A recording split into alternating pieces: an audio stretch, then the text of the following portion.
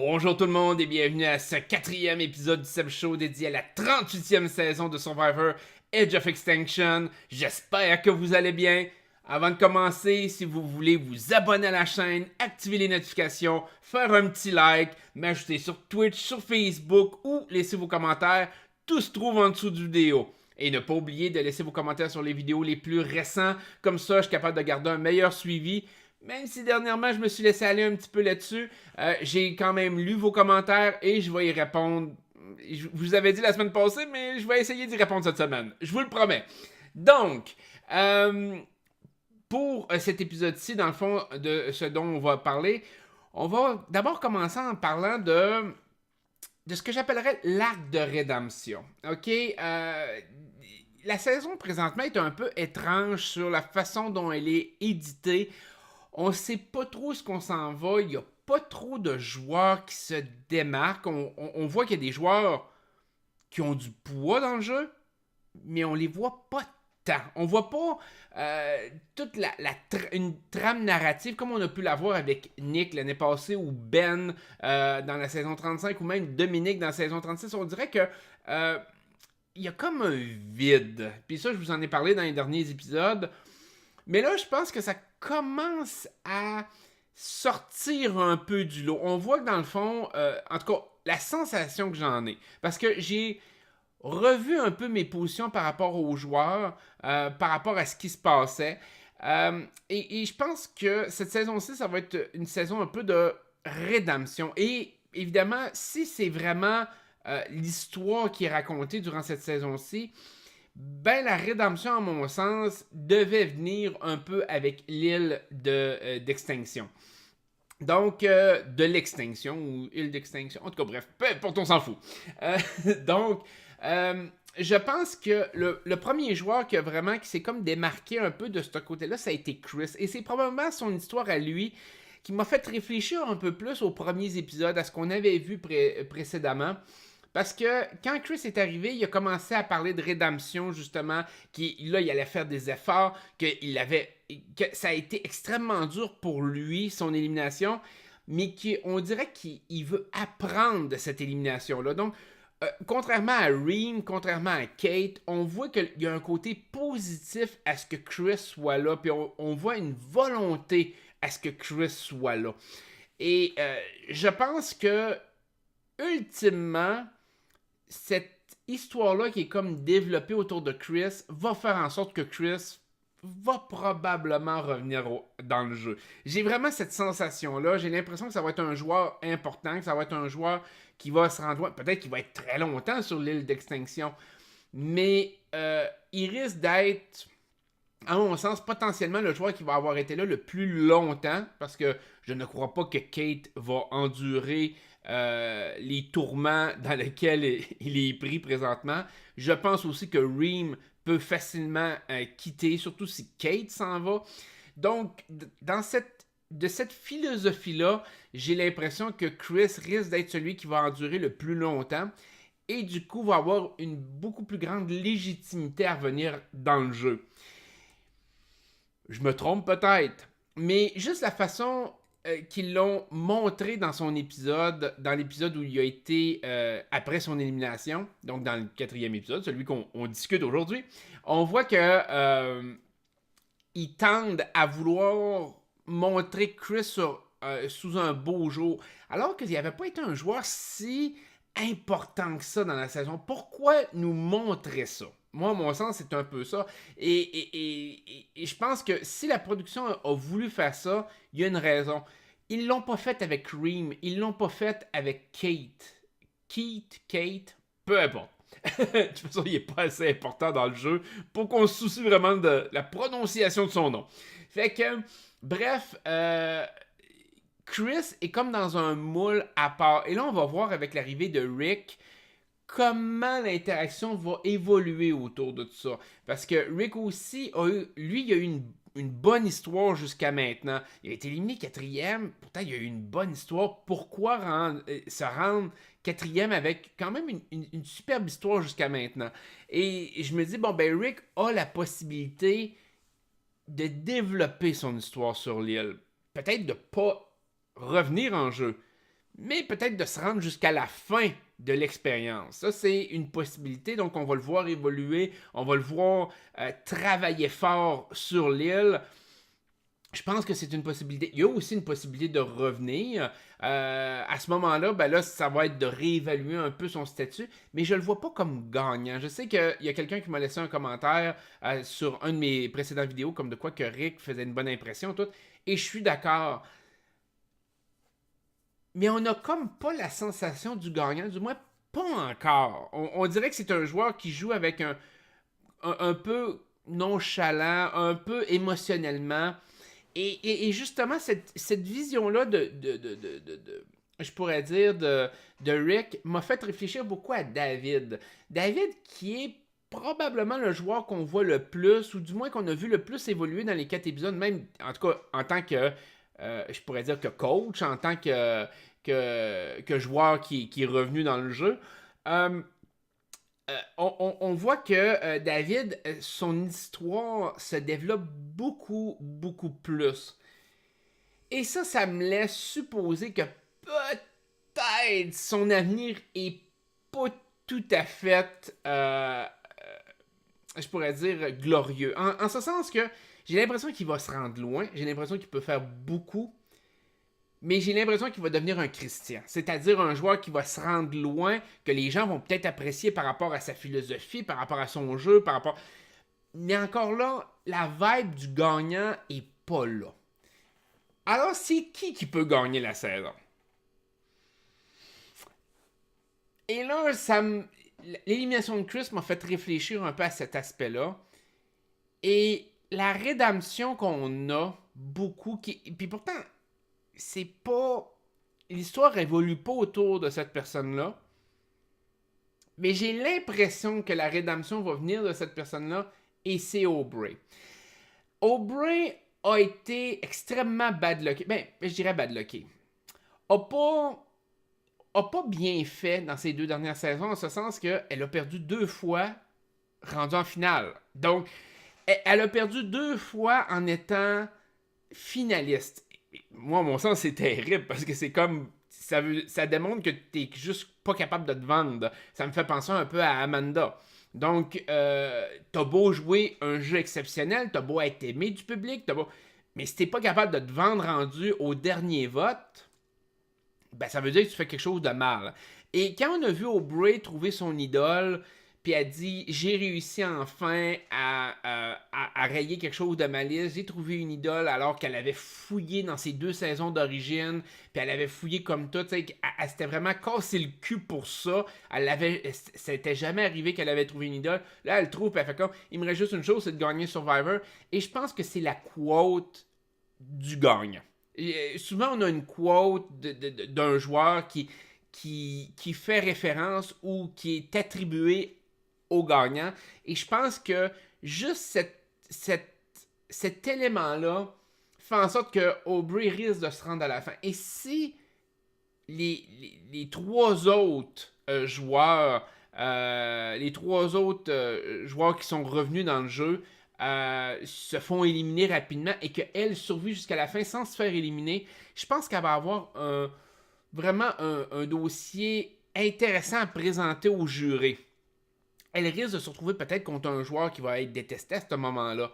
Elle va peut-être éliminer un joueur qui va être extrêmement aimé ou extrêmement dominant. Je pense justement à Chris. Chris pourrait très bien se faire éliminer par Aubrey ou quelque chose comme ça, rendu dans les 4 derniers, dans les 5 derniers.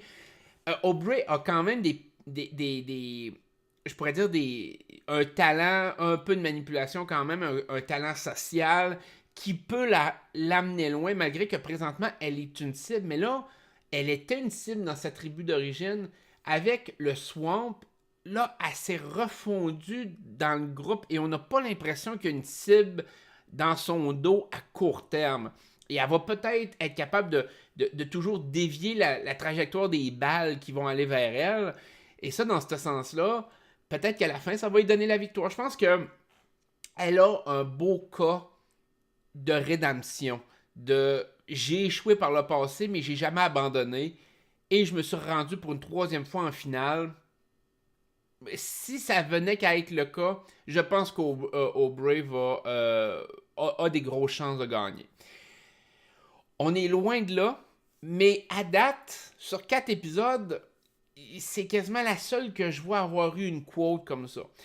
Du côté de David, je trouve qu'il est trop bien vu, mais pas assez de puissance en arrière. Il n'y a pas de quote justement de citation de lui, comme de quoi qu'il va être le gagnant ou autre. On dirait qu'il va bien faire ou qu'il va être apprécié, mais quelque chose va arriver. Il va-tu se blesser? Il va-tu être évacué? Il va-tu se faire blindside intense et que son blindside amène autre chose dans la trame de l'histoire? On peut penser comme à Dan la saison passée. Ça se peut. Peut-être qu'il va faire un move de la mort, un peu comme les David avaient fait la saison passée, qui va être celui qui va orchestrer ça, mais que malheureusement, malgré tout ça, il va se faire éliminer rendu presque en finale. Il y a bien des possibilités, mais David, en mon sens, va être le joueur que beaucoup de gens vont apprécier dans la saison. Il va être un joueur de premier plan, mais il ne sera pas un joueur qui va survivre jusqu'à la fin. Et en dehors de ces joueurs-là, sincèrement, je vois pas personne gagner. c'est à l'heure actuelle. Puis c'est un peu étrange. C'est arrivé dans certaines saisons d'avoir ce genre de mix bizarre-là, que c'est comme tu vois pas vraiment de gagnant émerger, mais c'est rare. C'est très rare. Fait que dans les 3 dernières saisons, on était capable pas mal dans les 2 premiers épisodes de savoir exactement c'est qui allait gagner. Je veux dire, Ben, ça a été super facile de dire c'est lui le gagnant. Wendell, ça a été très facile de le spotter au début avec son alliance avec Dominique. Nick, ça a été pareil. Là, aujourd'hui, c'est comme... Puis la production met toujours quand même un indice, va toujours quand même emmener l'histoire quelque part. Et il n'y a pas d'indice qui a transparu beaucoup, à part l'arc de rédemption. Et je pense que c'est un indice qui vaut la peine d'être exploré. Et dans ce contexte-là, il y a Chris, il y a Aubrey. Potentiellement, il peut y avoir un autre joueur qui ait ce genre d'histoire-là qui se développe et que ça soit comme un peu une entrée qu'on essaye de nous donner, de dire écoute, c'est ça qui va être important dans la saison.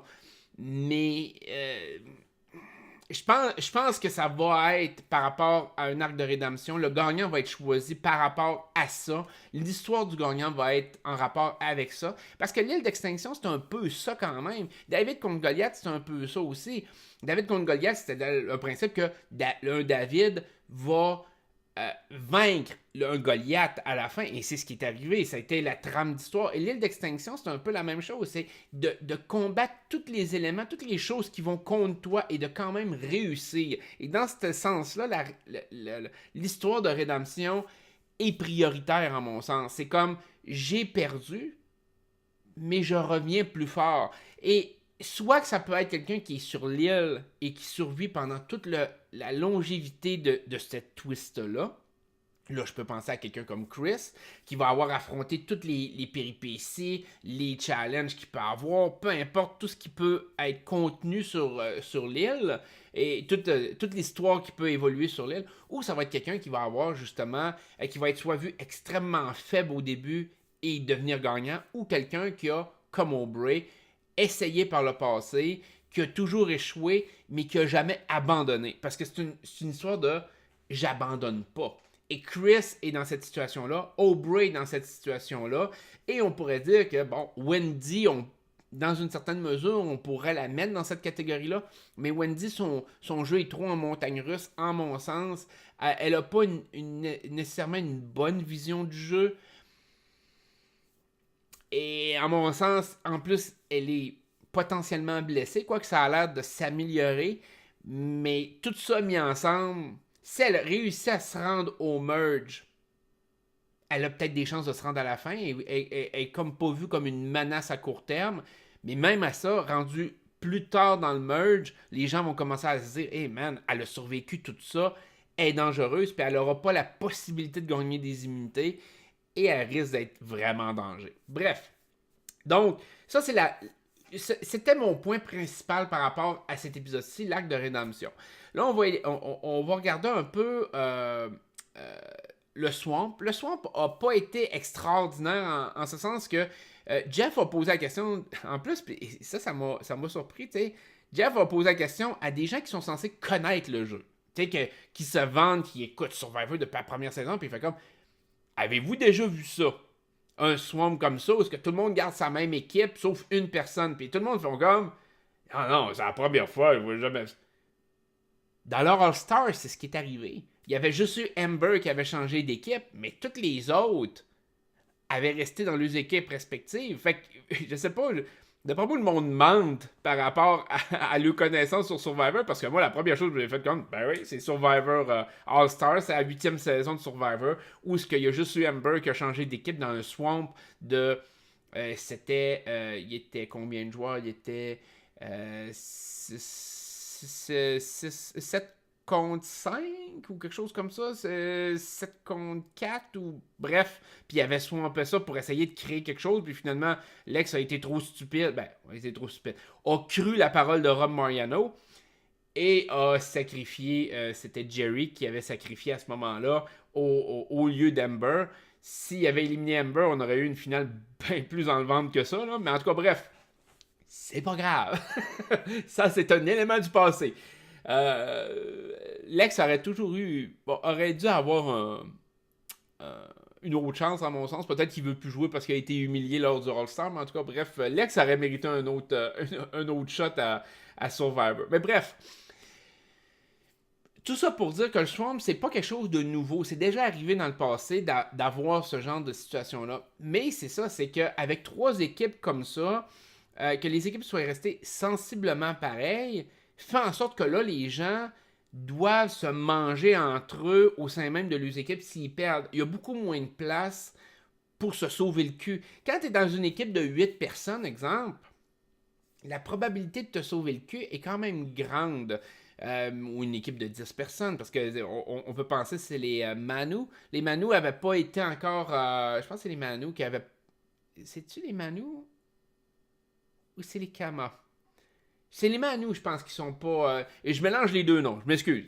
Les Manu sont pas allés au vote de tribu encore. Donc, il y avait une équipe pleine, donc il y avait de la marge de manœuvre en masse pour se cacher. Il y avait pour un joueur, c'est facile d'essayer de dévier l'attention sur un autre joueur rendu là, parce que ton groupe est beaucoup plus gros. Fait que t'as toujours quelqu'un qui est un peu plus détesté que toi ou qui est stratégiquement beaucoup plus viable que toi. C'est ça, dans le fond, c'est ça le but. Le nombre fait en sorte que tu peux te cacher. Mais dans des équipes plus réduites, si tu tombes sur des alliés, des gens qui travaillent ensemble, t'es comme fourré un peu. Puis, on le vu avec les Sous, la nouvelle équipe, c'est que malgré tout, Rick et David pensaient avoir une légitimité pour survivre. Mais les 3 autres avaient été très proches les uns des autres. Kelly et entre autres War Dog. Il y avait une alliance en arrière de ça. Et David et Rick se sont fait avoir dans le processus, qu'on le veuille ou non. Ça a été ça. Fait que c'est un peu ça.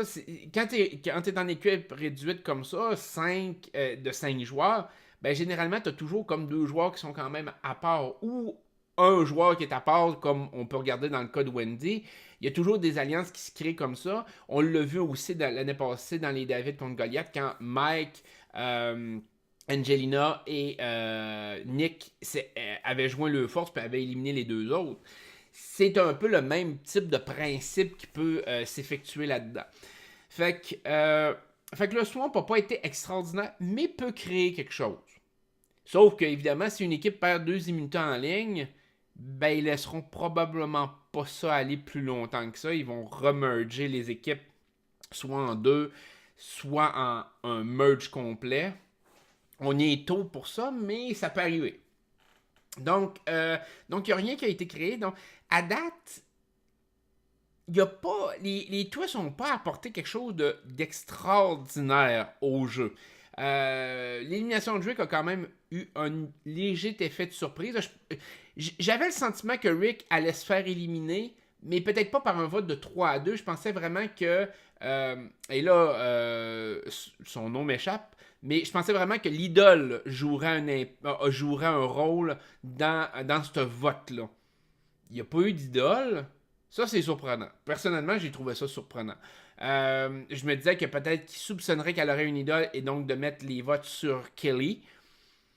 Ça n'a pas été le cas non plus. Fait que ce vote-là était un peu bizarre, pas sur sa finalité, mais sur le fait que finalement, il n'y a rien qui s'est joué ou qui s'est risqué de réel en arrière. Ça a été vraiment un vote de 3 contre 2, point barre. Ça a été un petit peu surprenant pour moi. Fait que, au-delà de ça,